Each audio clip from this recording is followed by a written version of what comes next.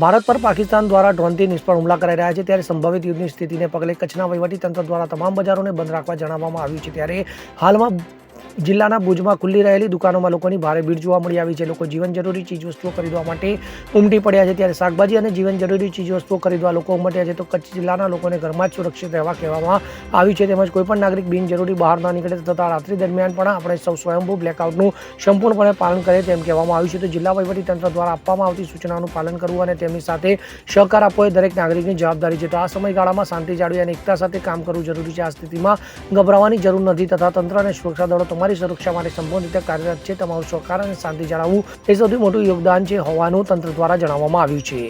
Bureau report CN24 news.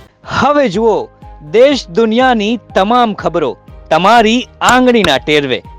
ઉઠાવો mobile અને Google Play Store પરથી ડાઉનલોડ કરો અમારી CN24 ન્યૂઝ મોબાઈલ એપ।